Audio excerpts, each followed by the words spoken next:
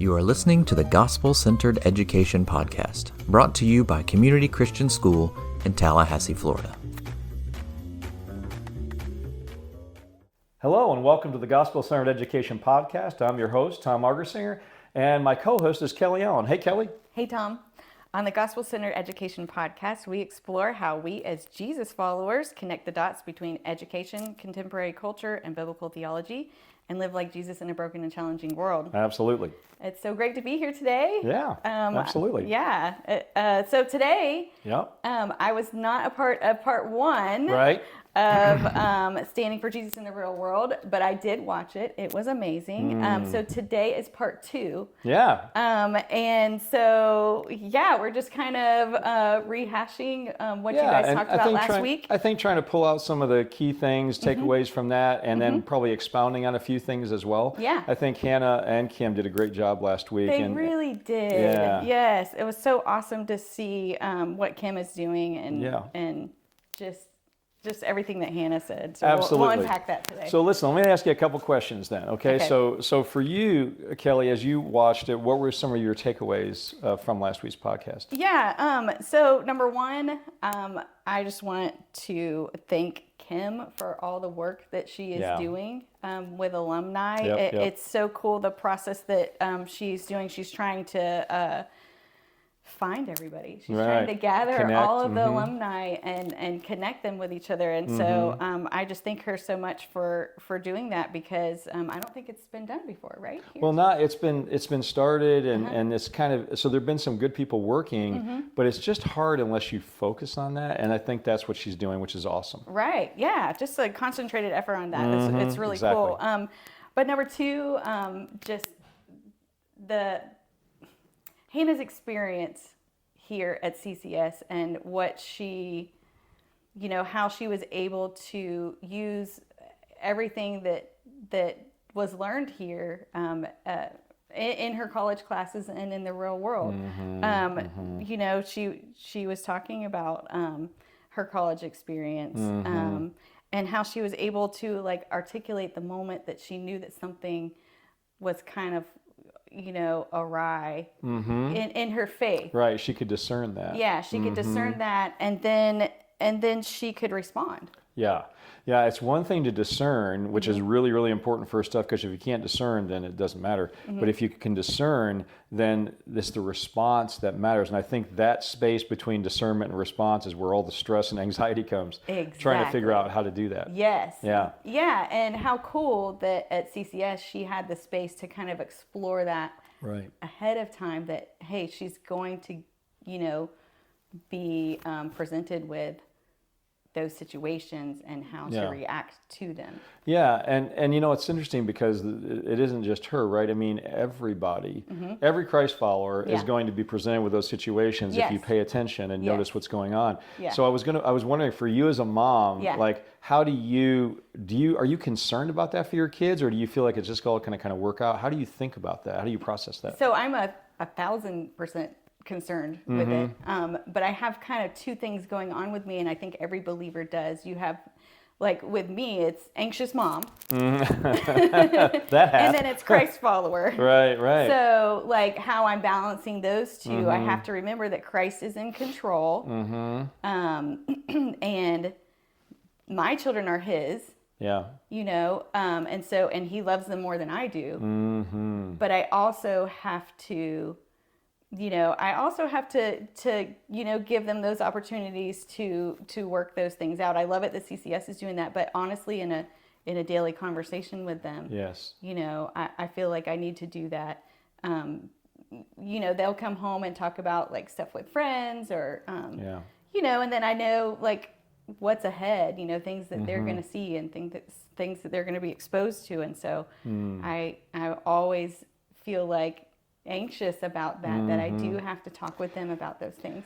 Yeah, one of the things I loved about what she said was this concept as a family to take space, to create space for the questions. We're going to talk about questions, I think, a little later and how important they are. But I think that's important, and to not be afraid of the questions when you're in the home or when you're at school. And that's the beauty of having a a good Christian home, a good Christian school, a good gospel-centered education is that you can ask questions, and I think that's really important. Right. Yeah. For sure. Because wherever you go, you are presented with that, and I was brought up in public school. Likewise. And you're still dealing with that. But it's just, I guess I would say, in a less safe environment, because like I had teachers, trying to talk me against.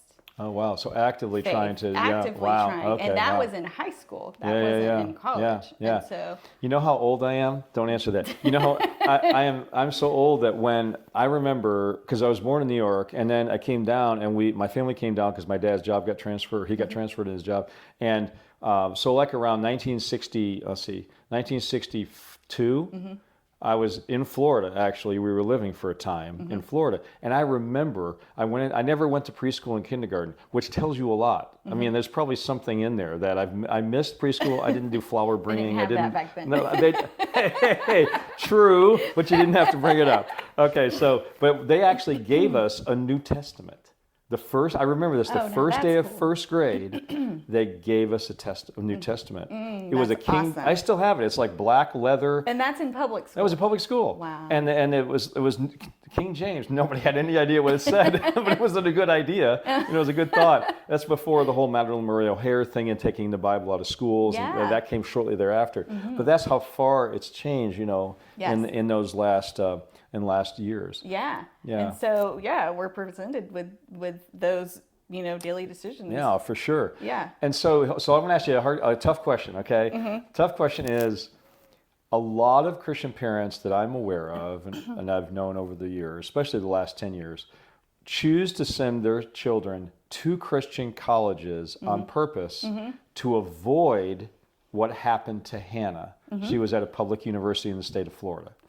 And so what do you think, as a mom, and with your husband, with Dustin, how do you guys think about, I'm just curious how you think about that, and is that a good idea? What do you think? Yeah, well, I have to go back to what I said about the two parts of me. There's that anxious mom that wants to protect my child forever. Yeah. And I want her to go to a Christian college, I want her to be in a safe bubble. Right. But the reality is she's not always going to be in a safe bubble. And so I think, and I think my husband would agree, that, we have to allow her to choose, at some point, where she'd want to go. And then hope that, there's the Lord. Like, you have to know that the Lord is in control of all that. And I have to, at some point, we have to let our children go. So what point is that?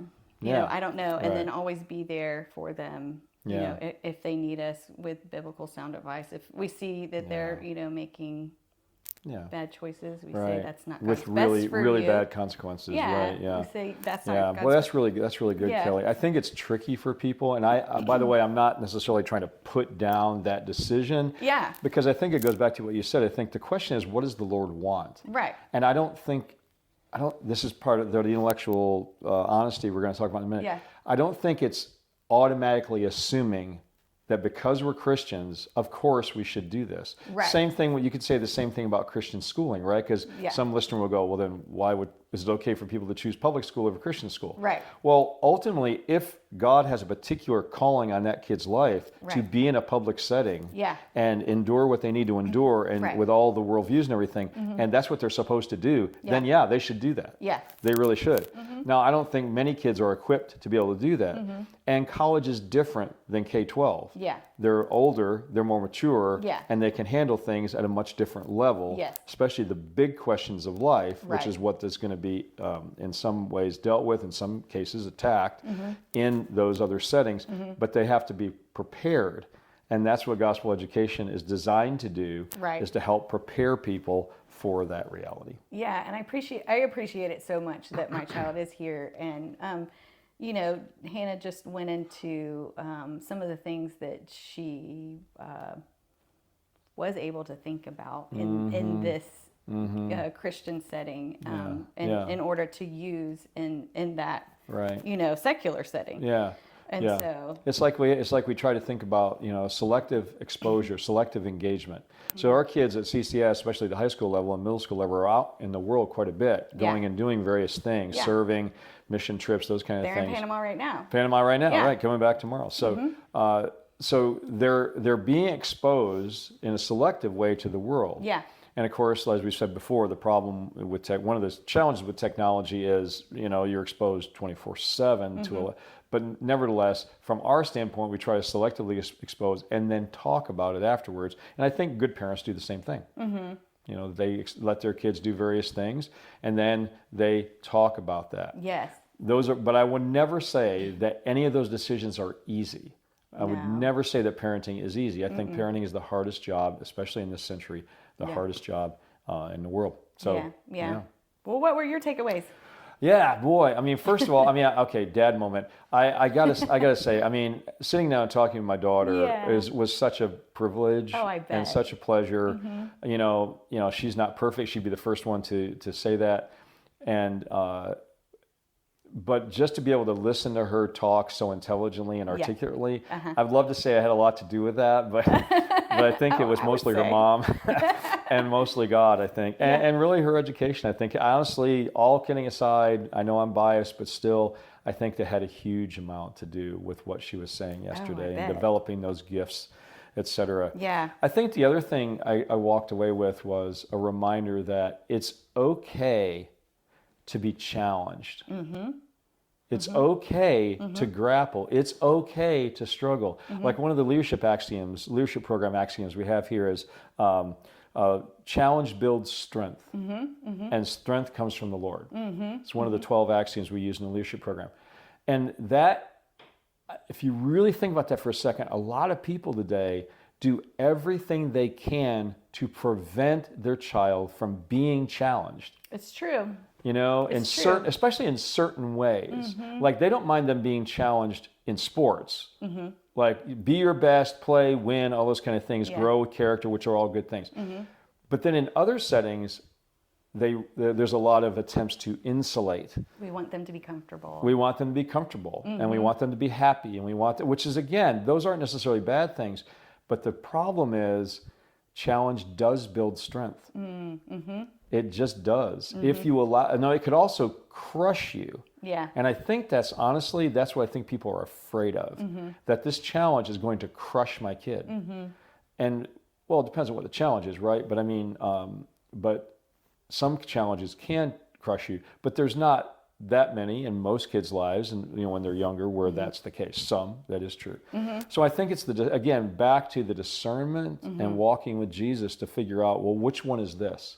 Which challenge is this? Is it one that actually literally is going to crush them and have lifelong consequences? Sometimes that's true, but more often it's a momentary challenge that's just going to build resilience and build strength. Yeah.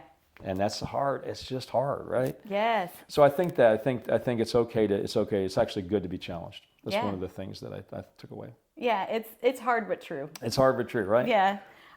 So how does CCS prepare kids to engage in those hard places? Yeah, it's hard to talk about succinctly because there's so many things. So I'm going to try to really keep it short.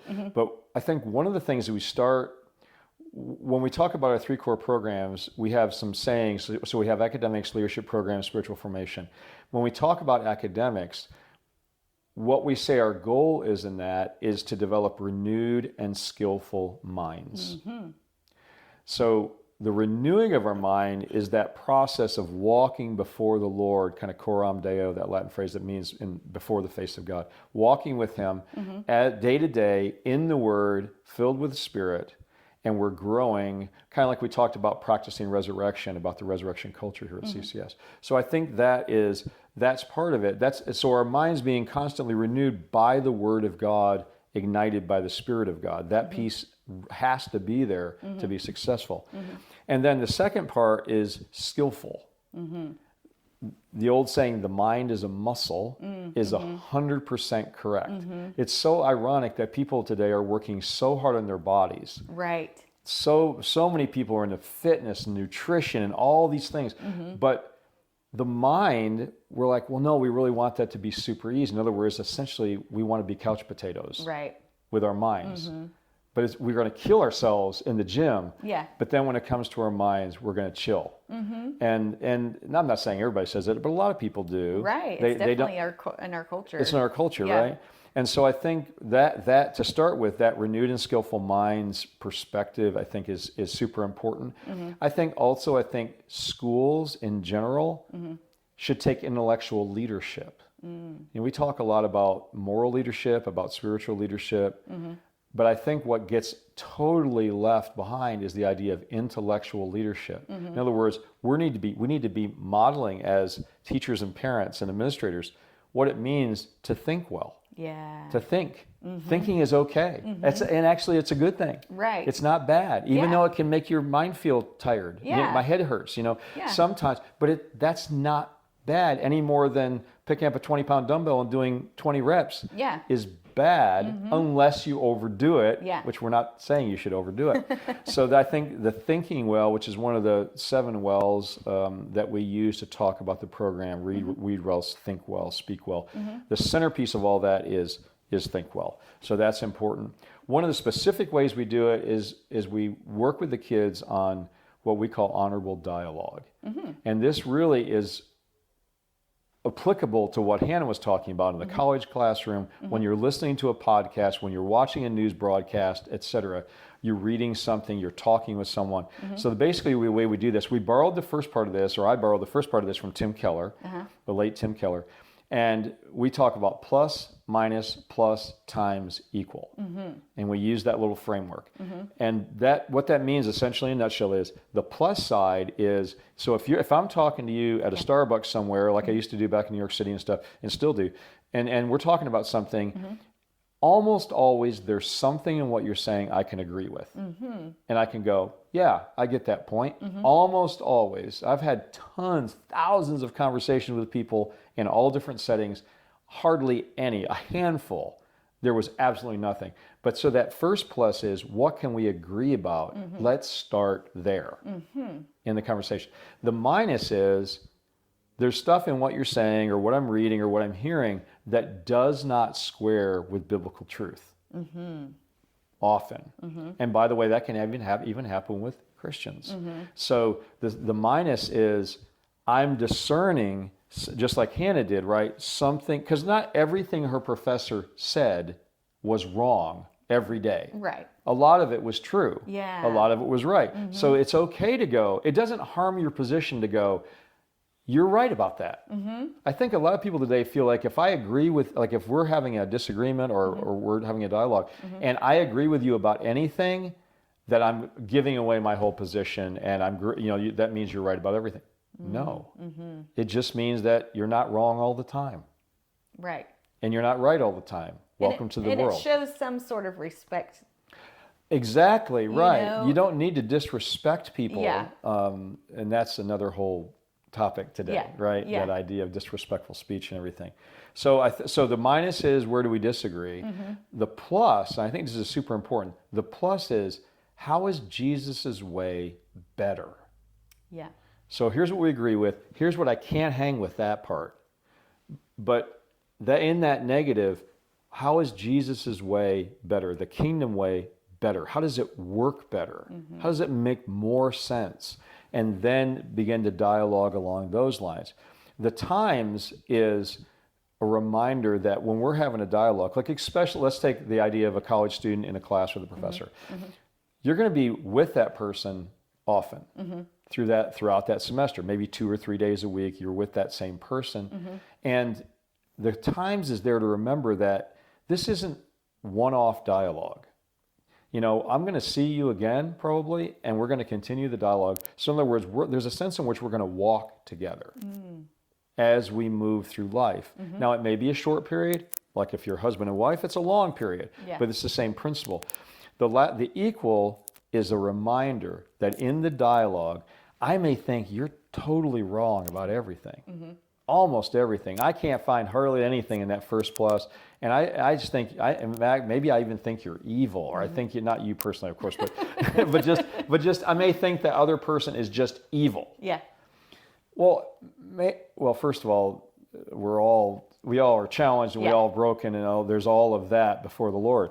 But at the end of the day, though, the ground is leveled at the foot of the cross, and that's what at the end of the day, we're both human beings. We're both so made. Good, because it really humbles you in the conversation. Exactly. Even when you think that person is just terribly wrong, it humbles yourself in the conversation. Exactly right. And so at the end of the day, we're both humans. We have the same desires, basically. We have the same needs, basically, and we have the same problem, which is sin. And we both need a savior in that moment. So plus, minus, plus, times, and equal. That's really and good. So we teach this to the kids to help them understand it's not perfect, it's no guarantees, but it's a framework, it's a way to approach dialogue that hopefully is more productive than some of the other ways. That's really good. So this is something that is taught in CCS High School. Yeah, for sure. Wow. Yeah, it really is. And then the last thing would be the project we just finished, which is JREX, Junior Research Exhibition. It gives them a chance to kind of apply those kinds of truths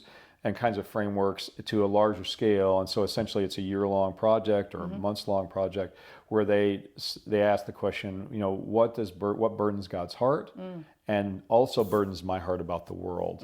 And then they write a lengthy paper on that, a scholarly paper, and then they do a public presentation with 100 or more people in the audience. And there's a panel of experts that they've chosen their expert thought leader in their field. And then they have a public answering of questions. And so the panel can ask whatever questions they want. So live, they have to respond to these questions. So it's a capstone project to say, if you can do that, you're fairly well prepared. That's so good. It's so interesting because, when you come to CCS as like a kindergarten or preschool parent, you don't know what you're getting into. No, right. Yeah. You just think, oh, this is a really nice school. Yeah, people are nice here. It's strategic. There's a purpose, and, you guys. Oh, there's no doubt. I mean, sometimes, honestly, just being super honest, sometimes people look at CCS and they go, well, that's a nice little school with some really nice people, and they love Jesus, and hopefully all that's true. Yeah. But it's way more than just that. It's much more robust than that. It is much more robust. And it's so sad to me to see, if someone was just to go through 8th grade and not experience that leadership program in high school, it's like, why leave now? It's just getting good. It's so funny because next year we're looking at our enrollment and everything, and we look to be growing again to God's glory. But the retention rate is in the low 90s, which is really unbelievable as far as people, roughly 91 or 92% of people stay. Wow. Which is amazing. Yeah. Which says a lot. Yeah, I think, because there's a lot of choices. But anyway. Yeah, it does. Okay. So Hannah seemed to think that learning how to be comfortable to ask questions is important. And why do you think that is? Yeah, and the whole idea of questioning is also central to what we do here, because I don't think people should be afraid of hard questions. And then we talked about hard situations where you feel uncomfortable, which is true. But also, if somebody asks hard questions, that shouldn't be insulting or offensive. And one of the things I dealt with in the last 5 years of being up north and various places in the city and everything, there's a real groundswell that says, if I ask you a question, that's triggering to me. And that's making me feel uncomfortable. It's putting me on the spot, sort of. And I don't like to feel that emotion. And so your question is offensive. Just the act of questioning, not the content. And I just think, oh my goodness, how far we have fallen in that situation. And I believe strongly, and that's not everyone, of course, but I believe strongly in the idea of dialogue that allows us and creates the space to ask hard questions of each other while still respecting each other. And trying to set aside our biases. We all have bias, but if we use our minds, we can set aside a lot of it, not all of it, but enough that we can actually have a meaningful dialogue. I firmly believe this. I remember in a meeting in the city one time, I was sitting across the table from a really important person in New York City, and they were a Christian, and I talked about honorable dialogue, and they looked at me and said, that's the dumbest title ever. And I'm like, really? The dumbest name for something. I'm like, really? I'm like, dialogue? And they're like, no, honorable. Huh. That just doesn't work today. Wow. And I pondered that for a long time, right? I'm like, I can see why they would say that because of what I said a minute ago, which in certain settings, it triggers people they don't like.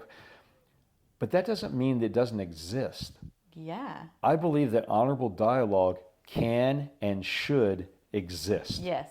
In the public sphere. And privately as well.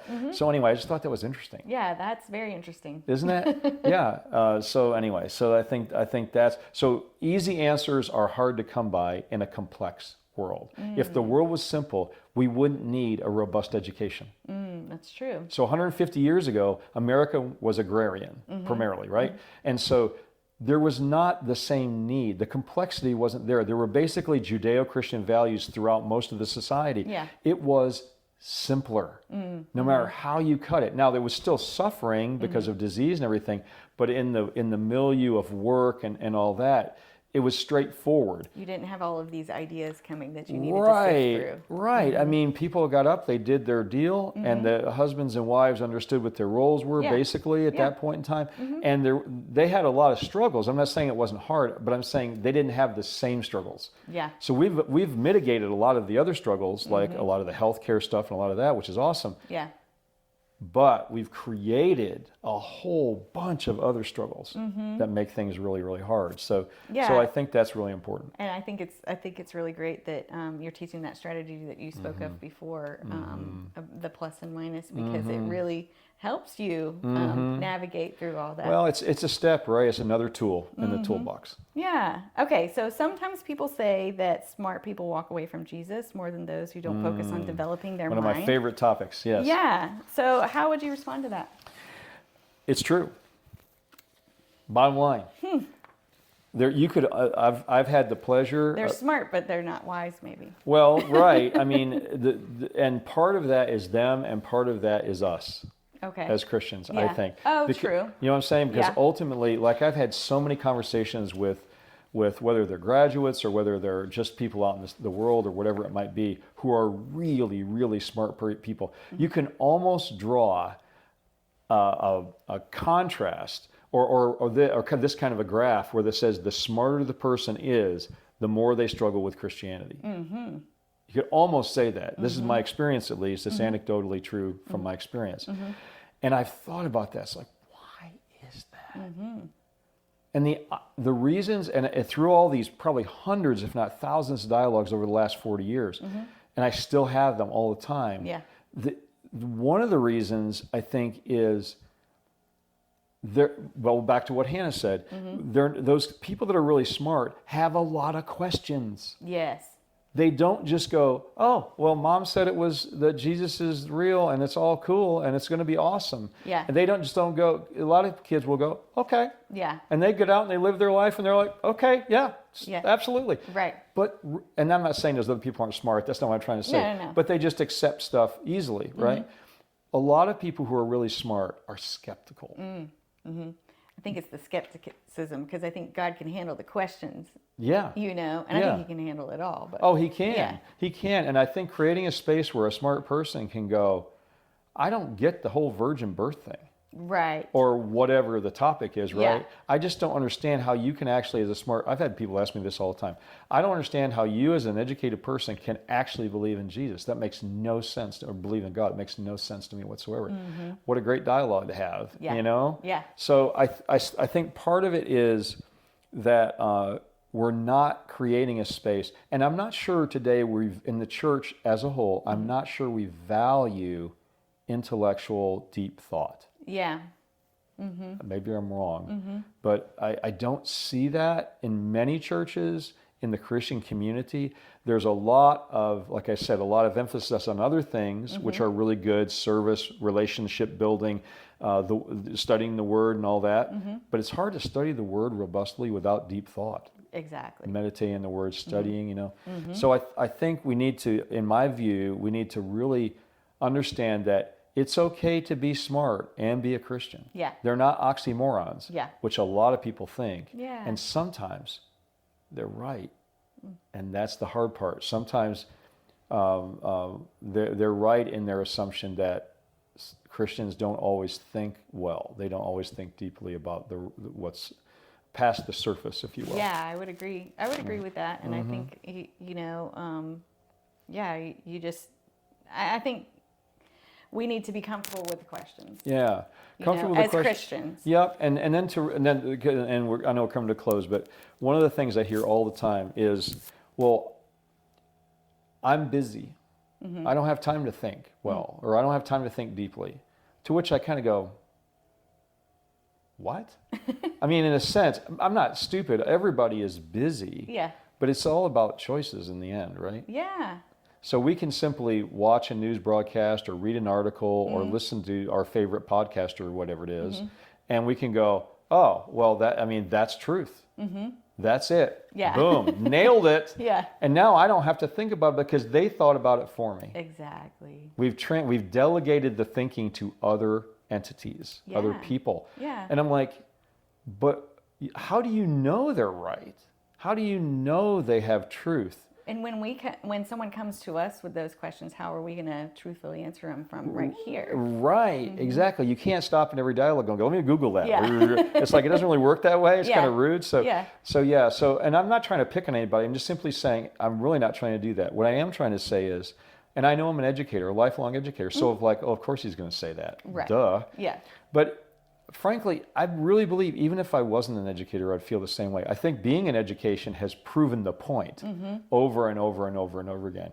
The questions that we're asking our kids to deal with in the real world are super complex. Yeah. So one quick example, and then we really are going to close, and that is the whole thing about gender, right? Yeah. The whole question about gender. Now, a person can go, it's wrong biblically for people to try to change their gender, to transition to a different gender. It's wrong to practice homosexuality.